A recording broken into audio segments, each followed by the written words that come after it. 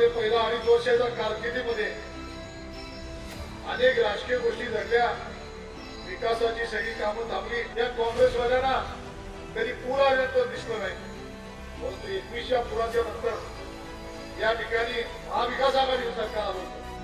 त्यांना हे जमलं नाही, परंतु महायुतीच्या सरकारने एवढं मोठं काम त्या ठिकाणी केलं. मराठा समाजाला आरक्षण द्यायचं काम या सरकारनं केलं.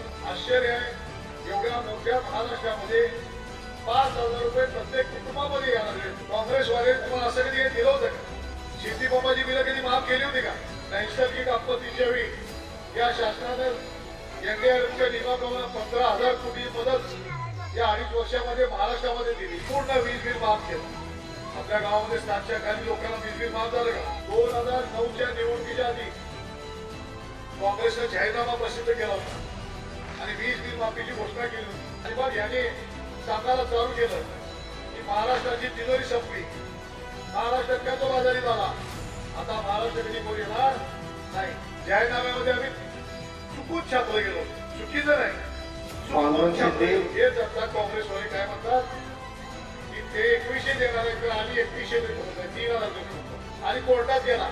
आता पत्र मिळत नाही म्हटल्यानंतर माता भगिनींची आम्ही 3,000 देतो म्हणतात. मला सांगा, 15 वारे पट्ट्यानं 1500 रुपये देताना आमच्यावर मोकळा लागायचा.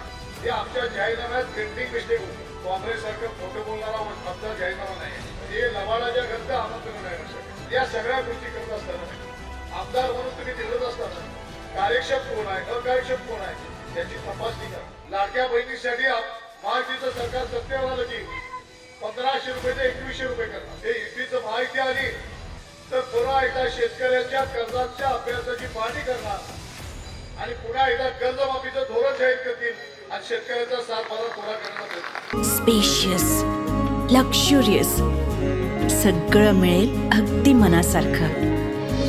बटू बिल्डर्स यांचा नवीन गृहप्रकल्प गृहलक्ष्मी रचना.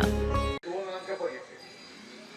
पहिला अंक 2.5 वर्षाचा होता आणि या राजकारणातील पडद्यावरचा दुसरा अंक होता हा महायुतीचा अंक होता. मला वाटते महाविकास आघाडीची सत्ता पहिल्या 2.5 वर्षामध्ये होती आणि दुसऱ्या 2.5 वर्षामध्ये महायुतीचं सरकार आलं.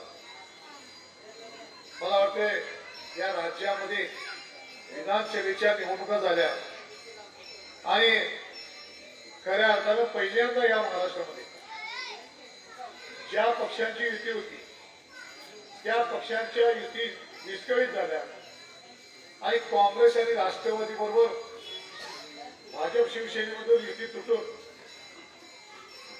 शिवसेनेची युती झाली आणि या ठिकाणी जी नैसर्गिक युती होती शिवसेना भाजपची, ही काँग्रेस आणि राष्ट्रवादी बरोबर शिवसेनेची युती झाली. आणि मला वाटते पहिला 2.5 वर्षाच्या कारकिर्दीमध्ये अनेक राजकीय गोष्टी घडल्या, विकासाची सगळी कामं थांबली, एकमेकांच्या नाराजी होत्या आणि या नाराजीचं सूर 2.5 वर्षानंतर सत्ता बदलामध्ये झालं. हे राजकारण आपण जवळनं बघितलं. पुन्हा एकदा राज्यामध्ये शिवसेना आणि भाजपची युती आली. शिवसेना पक्ष शिंदे साहेबांच्या बरोबर त्या सगळ्या कायद्याच्या, निवडणूक आयोगाच्या सगळ्या कौल घेऊन शिवसेना ही शिंदे साहेबांच्याकडे राहिली आणि शिवसेना भाजपची परत नैसर्गिक युती झाली. या राज्यामध्ये शिवसेना भाजपचं सरकार आलं.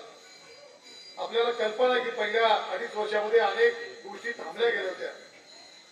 आपल्याला मी सांगतो, शिंदे साहेबांच्या हातामध्ये मुख्यमंत्री झाल्यानंतर एक सर्वसामान्य रिक्षा चालकापासून मंत्रिपदापर्यंत पोहोचलेले शिंदे साहेब हे या महाराष्ट्राचे मुख्यमंत्री बनले आणि या ठिकाणी शिवसेना भाजपचं सरकार विकासात्मक सरकार राष्ट्र या राज्याला गतिमान करू शकलं, या राज्याचा विकास गतिमान करू शकलं, ज्याच्या माध्यमातून पायाभूत सुविधांची विकासाची गती वाढली. राज्यामध्ये हायवे, मेट्रोचं काम, जलसंधारणमधून जलसंपदा विभागातून अनेक पाणी अडवायची कामं या विभागात चालू झाली. पण परंतु या भौतिक विकासाबरोबर पायाभूत सुविधाबरोबर या युतीनं अनेक लोककल्याणकारी योजना राबवल्या, ज्याच्यामध्ये लाडकी बहीण योजना राबवली, मुलींना महिलांना एसटी मध्ये 50% सवलत दिली. मला वाटतंय बचत गटाला प्रोत्साहन देऊन या महायुतीच्या काळामध्ये माझ्या माहितीप्रमाणे 6,900 कोटीचं क्रेडिट लिंकिंग या ठिकाणी उपलब्ध करून दिलं. ज्या बचत गटाच्या महिला आहे का, सीआरपी आहे का इथं, त्याला कल्पना आहे की या बचत गटाच्या महिलांना महाराष्ट्रामध्ये 6,913 कोटी रुपये 2,49,000 बचत गटांना उपलब्ध करून दिले. आणि ज्याच्यामुळे या बचत गटाच्या माध्यमातून महिलांनी छोटे मोठे उद्योगधंदे चालू केले आणि महिला स्वतःच्या पायावर उभारण्यासाठी स्वावलंबी झाल्या. या राज्यानं शेतकऱ्यांच्यासाठी बळीराजा योजनेच्या माध्यमातून महायुतीनं शेतकऱ्यांना 7 हॉर्सपॉवरच्या वीज पंपाला पूर्ण वीज बिल माफ केलं. आपल्या गावामध्ये 7च्या खाली लोकांना वीज बिल माफ झालं का? 20,000, 25,000, 40,000 एकेकाची थकबाकी होती. संपूर्ण वीज बिल माफ झालं. मला वाटते बळीराजा योजनेबरोबर पीएम किसान योजना, सीएम किसान योजनेमार्फत पंतप्रधान किसान कल्याण सहाय्य योजना आणि मुख्यमंत्री किसान सहाय्य योजना यांच्या मार्फत आपल्याला 6,000 रुपये 12,000 रुपये शेतकऱ्यांना या ठिकाणी आपल्या खात्यावर यावं. माझ्या माहितीप्रमाणे आपल्याला या महाराष्ट्रामध्ये अनेक सिंचन प्रकल्प थांबले होते. त्या सिंचन प्रकल्पाची कामं चालू झाली. 145 मोठे जलसंपदा प्रकल्प चालू झाले की जेणेकरून महाराष्ट्रामध्ये शेतीकाची जमीन पिण्याच्या शेतीखाली पाण्याचा वावर आला. 22 लाख हेक्टर क्षेत्र भीत क्षेत्राखाली आला. शेतकऱ्यांना नैसर्गिक आपत्तीच्या वेळी या शासनानं एनडीआरएफच्या नियमाप्रमाणे 15,000 कोटी मदत या 2.5 वर्षामध्ये महाराष्ट्रामध्ये दिली. मी तुम्हाला एवढं सांगतो की या सरकारनं पुराच्या वेळी आपल्या पिकाचं नुकसान होते, घरांचं नुकसान होते, म्हणून एकनाथ शिंदे साहेबांनी या महाराष्ट्रामधून या कोल्हापूर जिल्ह्यासाठी, सांगली जिल्ह्यासाठी पुराच्या वेळी होणारं नुकसान टाळण्यासाठी हे पुराचं पाणी कॅनल कडून बाहेर जिथं पाणी नाही त्या पाण्याच्या ठिकाणी नेणं. ज्या सांगली जिल्ह्यात दुष्काळी भाग आहे, काही भागात हातकणंगलेच्या दुष्काळी भाग आहे, अशा या ठिकाणी पाणी वळवण्याचं काम या ठिकाणी करण्यासाठी 3200 कोटी रुपये जागतिक बँकेकडनं मंजूर करून घेतले.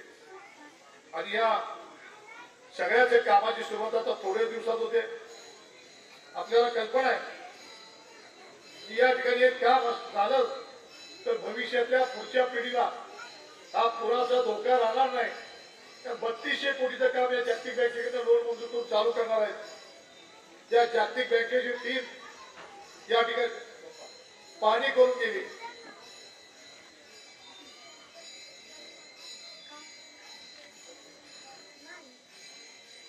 आणि मला आपल्याला सांगायचं आहे की एवढं मोठं काम या काँग्रेसवाल्यांना कधी पूर आल्यानंतर दिसलं नाही. परंतु 21च्या पुराच्या नंतर या ठिकाणी महाविकास आघाडी सरकार आलं होतं, त्यांना हे जमलं नाही. परंतु महायुतीच्या सरकारने एवढं मोठं काम या ठिकाणी केलं. मला वाटतं कोल्हापूर विभागातील माझ्या मतदारसंघातील सगळा पश्चिम भाग हा पुराने वेढलेला असतोय आणि शिरोळचा भाग हा पुराने वेढलेला असतो. याचबरोबर मराठा समाजाला आरक्षण द्यायचं काम या सरकारनं केलं. या अनेक गोष्टी या सरकारने केल्या. मला वाटते माझं निवेदन तुम्हाला आलंय, ज्या ज्या योजना आहेत त्या निवेदनामध्ये दिलेत. तुम्ही महत्वाच्या या महायुतीच्या सरकारनं आता जाहीरनामा प्रसिद्ध केला की ज्याच्यामध्ये लाडक्या बहिणींना आता 1500 रुपये येतात. किमान एका घरामध्ये 2 महिला लाभार्थी आहेत की नाही? मुलगी आहे, सून आहे, मुलगी आहे आणि आई आहे, सून आहे आणि सासूबाई पण आहे. एका बाजूला 3,000 रुपये आपल्या खात्यावरती महिन्याला यायला लागले. आता जवळजवळ 7,500 रुपये आले. एका घरामध्ये किमान 15,000 रुपये या 2-3 महिन्यामध्ये आले. शेतकऱ्यांचे 12,000 येतात, तिथे 1,000 येतात. किमान रेशन फुकट आहे त्याचा हिशोब धरला 5,000 रुपये एका कुटुंबाला सरकारकडून थेट मदत आपल्या कुटुंबापर्यंत यायला लागली. आश्चर्य आहे एवढ्या मोठ्या महाराष्ट्रामध्ये 5,000 रुपये प्रत्येक कुटुंबामध्ये यायला लागले. काँग्रेसवाले तुम्हाला असं कधी दिलं होतं का? शेती पंपाची बिलं कधी माफ केली होती का? 2009च्या निवडणुकीच्या आधी काँग्रेसने जाहीरनामा प्रसिद्ध केला होता आणि 20 बिल माफीची घोषणा केली होती शेती पंपाची. काँग्रेसला निवडून दिलं. मी विरोधी पक्षाचा आमदार होतो आणि काँग्रेसला निवडून आल्यानंतर जाहीर केलं की आमच्या जाहीरनाम्यामध्ये आम्ही 20 बिल माफीची घोषणा केली होती. या आमच्या जाहीरनाम्यात प्रिंटिंग मिस्टेक होती. म्हणजे काय? जाहीरनाम्यामध्ये आम्ही चुकून छापलं गेलो.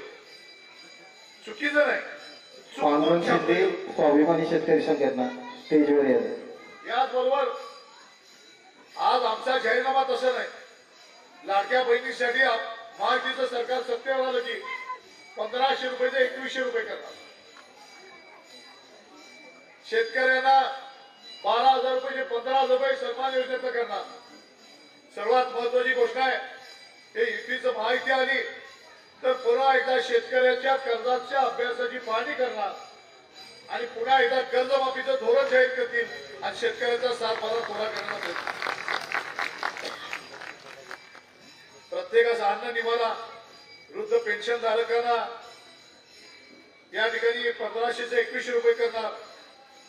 माझ्या माहितीप्रमाणे या महाराष्ट्रामध्ये ग्रामीण भागामध्ये 45,000 गावामध्ये पाणंद रस्ते आहेत. आपल्या पाणंद रस्त्याचे काय हाल आहे तुम्हाला तयार नाही. पावसाळ्याच्या पाणंदीचं खाली जाता पण येत. हे पाणंद रस्ते महायुतीचं सरकार खडीकरण आणि मजबूतीकरण करण्यासाठी या युतीचं सरकारला घेणार. ते खऱ्याचा शेतकऱ्याचा आत्महत्या पाणंद रस्ते.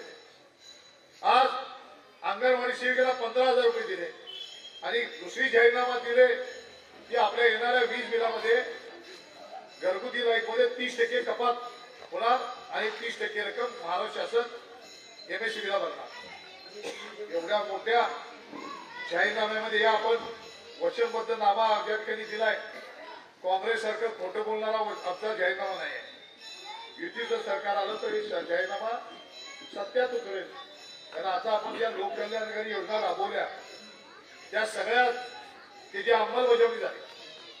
मी तुम्हाला सांगतो लाडक्या बहिणीला जे अनुदान यायला लागले ते काँग्रेसवाले जाऊन हायकोर्टला गेले. तिथं थांबवायचा प्रयत्न केला, तिथं थांबलं नाही आणि मग ह्याने सांगायला चालू केलं की महाराष्ट्राची तिजोरी संपली, महाराष्ट्र कर्जबाजारी झाला, आता महाराष्ट्र कधी वर येणार नाही, महाराष्ट्राची तिजोरी ही रिकामी केली. बरोबर आहे. मला सांगा हेच आता काँग्रेसवाले काय म्हणतात की ते 2100 देणार आहे तर आम्ही 3100 देतो म्हणतात, 3,000 देतो म्हणतात. आता मला सांगा 15 वारे पट्ट्यानं 1,500 रुपये देताना आमच्यावर बोबला लागायचा आणि कोर्टात गेला. आता मतं मिळत नाहीत म्हटल्यानंतर माता भगिनीची आम्ही 3,000 देतो म्हणतात. म्हणजे लबाडाच्या घरचं आमंत्रण नाही. लक्षात जसं सुशील कुमार शिंदेनी सांगितलं जाहीरनाम्यात छापल्यानंतर म्हणजे प्रिंटिंग मिस्टेक आहे, तशी ही प्रिंटिंग मिस्टेक काही जी करतील. मी तुम्हाला एवढं सांगतो निवडणुकीत मतदान करताना तुम्ही एवढी मिस्टेक करू नका. नाहीतर तुम्ही मिस्टेक केली आणि महाविकास आघाडीचं सरकार आलं तर ते 3,000 कुठं म्हणणार प्रिंटिंग मिस्टेक होती म्हणणार. त्यामुळे या योजना चालू राहायच्या असतील तर महायुतीचं सरकार येणं गरजेचं आहे. मी आपल्याला कल्पना देतो मी माझ्या 10 वर्षाच्या कारकिर्दीमध्ये अनेक कामं केली. या हनुमानाचं मंदिर या ठिकाणी आपण उभं केलं. प्रत्येकाच्या गलीबोळामध्ये रस्ते आपण केले.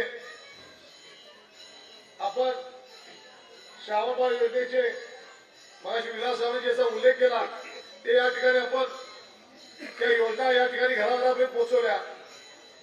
मला वाटते माझ्या कारकिर्दीमध्ये रस्त्याची कामं आपण केली. आता हायवे चालू आहे मोठा करायचा. हा मी स्टेट हायवेचा नॅशनल हायवे करून घेतला आणि चंद्रकांत दादाला सांगून नितीन गडकरींच्याकडे गोव्याला जाणारा सगळ्यात जवळचा रस्ता आहे तो मोठा करून सांगितलं. हे काम आपल्या कारकिर्दीत आहे.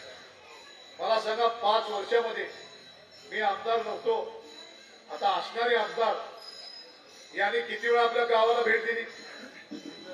तुम्ही आमदार बघितले ते गाले मी 5 वर्ष आमदार नसलो तरी प्रत्येकाच्या घरामध्ये सुखदुःखासाठी किमान 15 दिवसामध्ये माझी एक फेरी होती. गल्ली बोळात आलो पहिला की प्रत्येकाची चौकशी करू, काय ताई काय घरात चाललंय, जेवला का नाही, काय कुठे आहेत आमची घरची मंडळी सगळी, पहिला विचारतो का. एक आपुलकीचं नातं असतं. आमदार जरी नसलो तरी आपुलकीचं नात्याचा संबंध मी तोडला नाही. आणि आमदारांना आपल्या कुटुंबाची न काळजी घेता मतदारसंघातल्या कुटुंबाची काळजी घ्यायची असते. ती सातत्यानं सुखदुःखामध्ये मी तुमच्या गेलो, विकास कामं केली. मी माझ्या वयाच्या 17व्या वर्षीपासून विद्यार्थी चळवळीमध्ये काम करतो. अनेक आंदोलनं केली, आमरण उपोषण 5-5 दिवस केलं. विद्यार्थी आपल्या फीसाठी आणि केएमटीच्या भाडेवाढी विरोधात मी 5 दिवस आमरण उपोषण केलं. विद्यार्थी दशेमध्ये स्टुडंट काउन्सिलच्या निवडणुका लढवल्या.